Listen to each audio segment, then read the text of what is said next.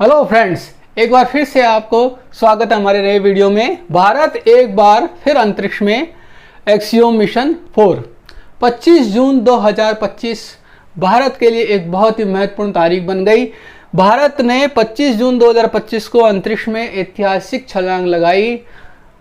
41 साल बाद भारत के शुभांशु शुक्ला ने 25 जून 2025 को आईएसएस की यात्रा पर रवाना होकर भारत को एक बार फिर से अंतरिक्ष में पहुंचा दिया।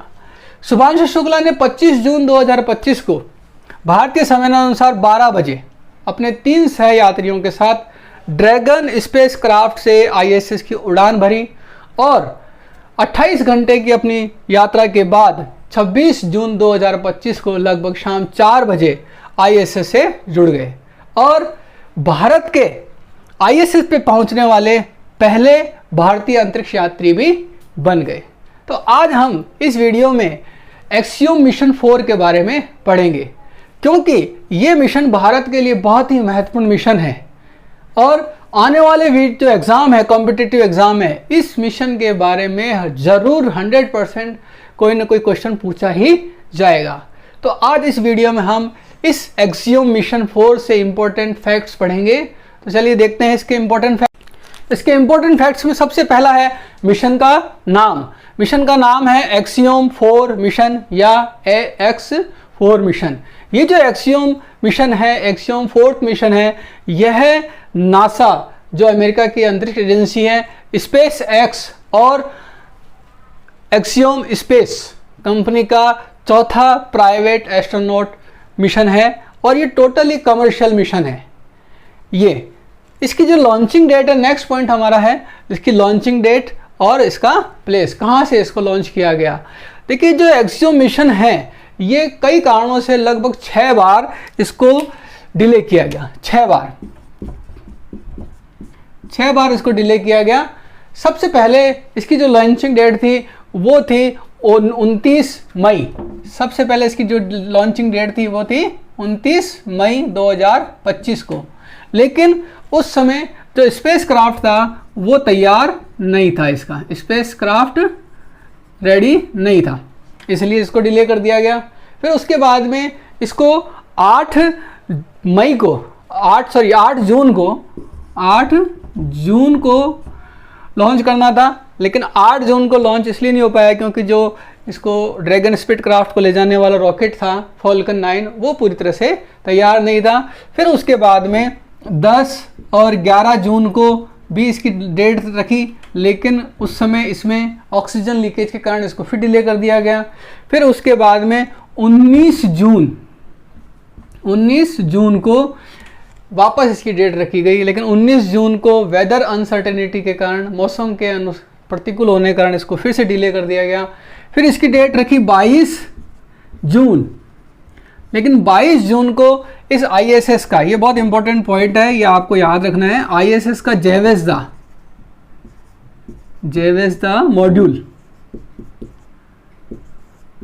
इसकी जो रिपेयरिंग के कारण इसको डिले कर दिया गया।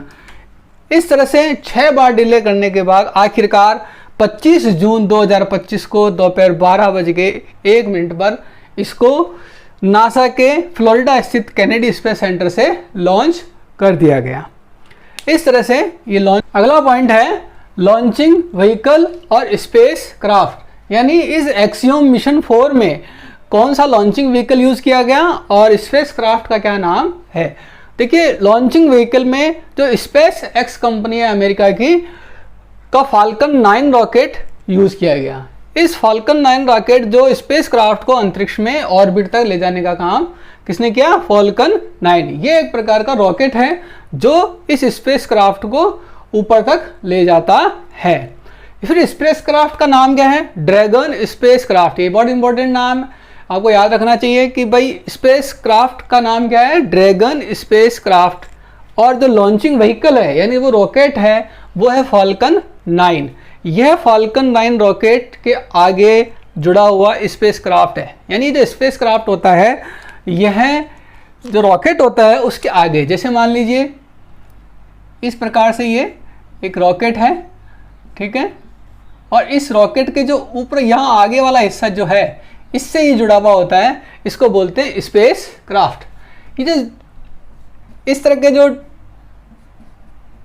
रॉकेट होते हैं ये बीच में ही हट जाते हैं, ये वाला जो हिस्सा होता है ये फिर आगे जाके ISS से जुड़ता है और इस ड्रैगन स्पेसक्राफ्ट में ही अंतरिक्ष यात्री बैठे होते हैं, न कि फाल्कन 9 रॉकेट में। ये हमको एक ध्यान रखने वाली बात है कि जो अंतरिक्ष यात्री होते हैं वो स्पेसक्राफ्ट में होते हैं, रॉकेट में नहीं होते हैं। फिर जो नेक्स्ट पॉइंट है कि इस स्पेसक्राफ्ट की अंतरिक्ष स्टेशन से डॉकिंग यानी उससे जुड़ाव कब हुआ, तो ड्रैगन स्पेसक्राफ्ट की डॉकिंग 26 जून यानी 25 जून को तो इसने अंतरिक्ष यात्रा शुरू करी और 28 घंटे की लंबी यात्रा के बाद 26 जून 2025 को लगभग 4 बजे भारतीय समय अनुसार dragon spacecraft international space station से जुड़ गया। तो इसकी डॉकिंग कब हुई? 26 जून 2025 को। अब हम पढ़ेंगे नेक्स्ट पॉइंट हमारा, इस मिशन में क्रू यानी इस मिशन के सदस्य कौन कौन हैं और कहाँ से, कौन कौन से देशों के हैं। मिशन क्रू में जो इसके सदस्य दल थे, यात्री सदस्य दल हैं, उसमें 4 देशों के यात्री अंतरिक्ष यात्री हैं। इसमें भारत, हंगरी, पोलैंड और अमेरिका के कुल 4 अंतरिक्ष यात्री इस मिशन क्रू के अंदर हैं। और इसमें जो सबसे पहले हैं शुभांशु शुक्ला जो भारत से हैं और ये एक्सियोम 4 मिशन के पायलट एंड ग्रुप कैप्टन भी हैं, जो अंतरिक्ष में जाके हमारे भारत की तरफ से कई प्रयोग भी करेंगे, एक्सपेरिमेंट करेंगे।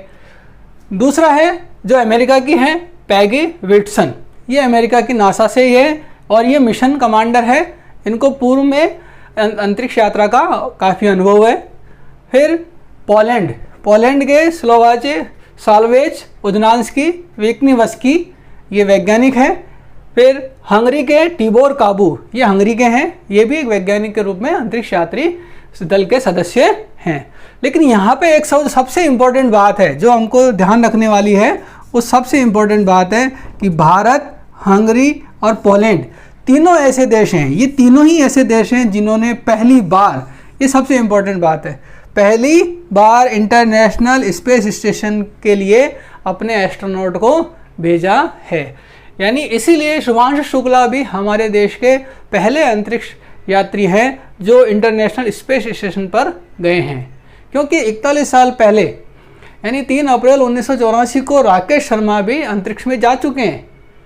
लेकिन इंटरनेशनल स्पेस स्टेशन पर जाने वाले पहले भारतीय अंतरिक्ष यात्री हैं शुभांशु शुक्ला। और इस मिशन में जो भारत, हंगरी और पोलैंड है, ये पहले ऐसे देश हैं जो इन्होंने पहली बार ही अंतरिक्ष स्टेशन के ऊपर अपने एस्ट्रोनॉट को भेजा है। और यह एक्सियोम मिशन 4 14 दिवसीय मिशन है, यानी जो शुभांशु शुक्ला है वो 14 दिवसीय मिशन के ऊपर ISS पे गए हैं। तो शुभांशु शुक्ला इस मिशन के दौरान इसरो, यानी ये हमारी भारतीय अंतरिक्ष एजेंसी है ISRO, Indian space research organisation, भारतीय अंतरिक्ष अनुसंधान संगठन,